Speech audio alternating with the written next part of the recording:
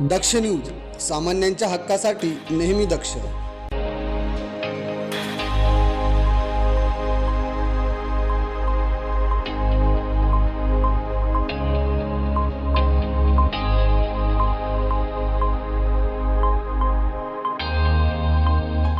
देवाच्या दारी सर्वसामान्य भक्तांना मारहाण करण्यात आल्याचा धक्कादायक प्रकार नाशिकमधील त्र्यंबकेश्वर येथे उघडकीस आलाय. त्र्यंबकेश्वर मंदिरातील सुरक्षा रक्षकांनीच भाविकांना मारहाण केल्याची घटना घडली आहे. या घटनेचा सीसीटीव्ही फुटेजद्वारे आपण बघू शकतोय कशा प्रकारे या भाविकाला लाथाबुक्क्यांनी मारहाण करण्यात आली आहे.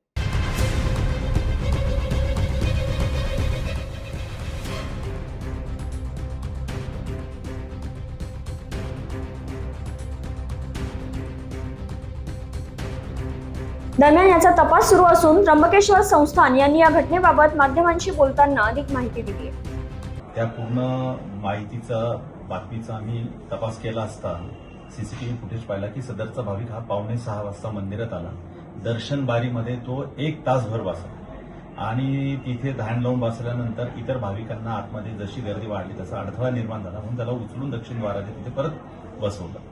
तिथे तो मेडिटेशन करत बसल्यानंतर परत दक्षिण द्वाराने जिथून लोक भाविक बाहेर पडतात त्यांना रेटारेटी करून तो आतमध्ये आला आणि उंबऱ्यावर गेल्यानंतर त्याने कपड्यांमध्ये आतमध्ये जाण्याचा आग्रह धरला. त्र्यंबकेश्वर दर्शनचा जो परंपरा आहे त्याच्यामध्ये गाभाऱ्यामध्ये जाण्यासाठी सोवळं नेसून जावं लागतं, कपड्यामध्ये जाता येत नाही. उंबऱ्यावरच्या तुंगार जे प्रतिनिधी आहेत त्यांनी आणि आमच्या सुरक्षा रक्षकांनी समजून सांगितलं की आपल्याला असं आतमध्ये जाता येणार नाही, परंतु तो त्याच्यामध्ये जास्त उद्विग्न होऊन त्याने शिवीगाळ केली. शिवीगाळ केल्यानंतर आमच्या सुरक्षा रक्षकांनी त्यांना बलपूर्वक बाहेर काढण्याचा प्रयत्न केला असता त्याने आमच्या एका कर्मचाऱ्याला त्याच्या अंगावरचं जर्किन गुंडाळलं आणि मारहाण केली. त्याच्या डोळ्याला जखम झाली आणि त्याचा गळा आवळण्याचा प्रयत्न केला आमच्या कर्मचाऱ्याचा आणि तो ओरडायला लागल्यानंतर इतर सुरक्षा रक्षकांनी बलाचा वापर करून त्याला त्याच्या बाहेर मंदिराच्या बाहेर प्रांगणाच्या बाहेर काढलं. त्याच्यानंतर काल आमच्या कार्यक्रमामध्ये आम्ही सर्व विश्वस्त त्या ठिकाणी असताना सदर भाविकाला समज दिली तर त्याने ड्रग्ज घेतल्याचं आमच्या लक्षात आलं. आम्ही पोलिसांनाही बोलवलं तर त्याने ड्रग्ज घेतलेलं होतं. ड्रग्ज घेतले, त्याचे आविर्भाव आणि हावभाव बघितले.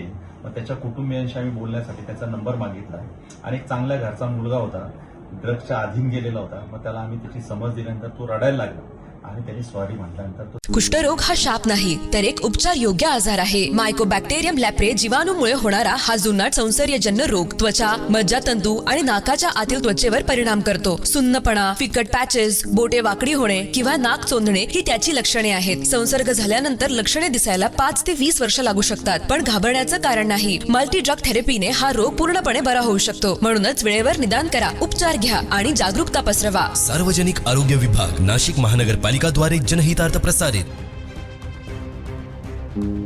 नाशिक महानगरपालिकाद्वारा एक विशेष सूचना. नाशिक शहरातील थकबाकीदार मिळकत धारकांना कळविण्यात येते की 23 फेब्रुवारी ते 5 डिसेंबर 2024 या कालावधीतील थकीत मालमत्ता कर एक रकमी भरल्यास शास्तीतून 95% सूट मिळेल. मालमत्ता कर भरण्यासाठी सार्वजनिक सुट्टीच्या दिवशीही सर्व वसुली कार्यालये सुरू राहतील. नाशिक महानगरपालिकेच्या मालमत्ता कर विभागाद्वारे जनहितार्थ प्रसारित.